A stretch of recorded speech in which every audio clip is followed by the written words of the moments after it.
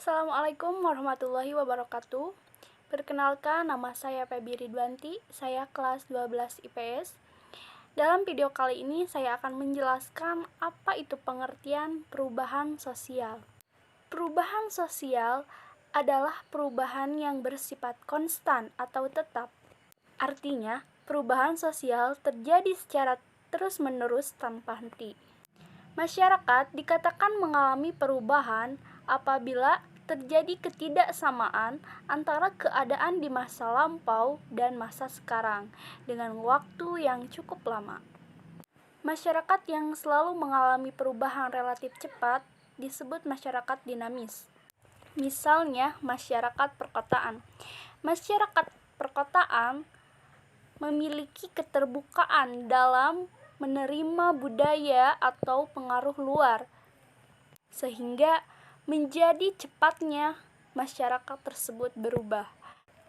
Karena keterbukaan mereka terhadap masuknya pengaruh luar membawa efek positif atau negatif juga bagi perubahan.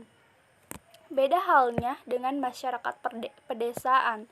Mereka sangat berpegang teguh terhadap tradisi dan adat mereka, sehingga mereka sangat lambat mengalami perubahan. Contohnya seperti masyarakat Baduy di wilayah Banten. Jadi yang mengalami perubahan adalah individu dan masyarakat, karena individu tersebut yang menciptakan perubahan di dalam masyarakat. Contohnya, pada zaman dahulu ketika kita ingin berkomunikasi dalam keadaan jarak jauh, masyarakat dahulu melakukan komunikasi tersebut lewat surat menyurat dan mengirimkannya melewati kantor pos. Si penerima tersebut baru bisa menerima surat dalam waktu beberapa hari atau dalam mingguan. Ia dapat membaca surat tersebut dan dia baru akan mengetahui apa isi surat tersebut. Jadi sangat lambat dalam melakukan komunikasi. Beda halnya dengan zaman sekarang. Zaman sekarang kita menggunakan gadget atau ponsel dan memanfaatkan media sosial yang ada. Kita bisa berkomunikasi dengan jarak jauh tanpa menunggu harian atau mingguan. Kita bisa mengirimkan informasi tersebut dalam hitungan detik saja.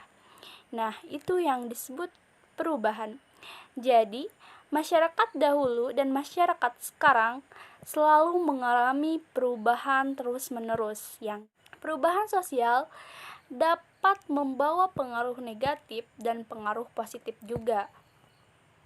Dampak negatifnya ialah di zaman sekarang para pemuda atau kalangan remaja mudah mengikuti gaya-gaya orang asing, seperti dari gaya berbusana dan gaya berbicara pun mereka mengikuti orang-orang di luar, sehingga ketidaksopanan mereka sangat nihil. Dan contoh lain ialah perkelahian antar pelajar. Penyalahgunaan narkoba itu adalah efek negatif dari pengaruh budaya asing. Dan ada pengaruh positifnya juga. Pengaruh positifnya adalah masyarakat yang mengalami perubahan lebih efisien dalam melakukan pekerjaan. Alat-alat yang digunakan pada zaman dahulu dan zaman sekarang sangat canggih, sehingga dapat mempercepat pekerjaan. Ada beberapa bentuk-bentuk perubahan sosial. Yang pertama, evolusi sosial. Yang kedua, revolusi sosial. Yang ketiga, perubahan terencana dan tidak terencana. Yang keempat, perubahan besar dan perubahan kecil. Dan yang terakhir adalah gerakan sosial. Evolusi sosial adalah perubahan yang dialami masyarakat dengan waktu yang sangat lama. Dan revolusi sosial ialah sebaliknya.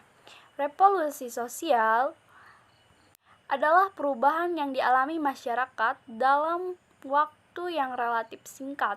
Auguste Comte menjelaskan perubahan sosial melalui 3 tahap, yaitu tahap teologis, metafisika, dan positif. Ketiga tahap ini dikenal dengan sebutan hukum 3 jenjang.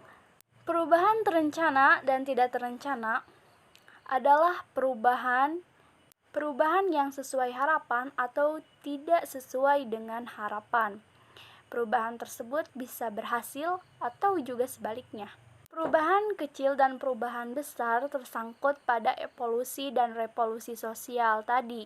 Dasarnya, evolusi dan revolusi tersebut adalah perubahan dalam skala besar, membawa dampak luas bagi masyarakat. Berubahnya mode pakaian bisa disebut juga perubahan dalam skala kecil, karena perubahan tersebut tidak mempengaruhi seluruh masyarakat, hanya sebagian saja. Dan yang terakhir adalah gerakan sosial.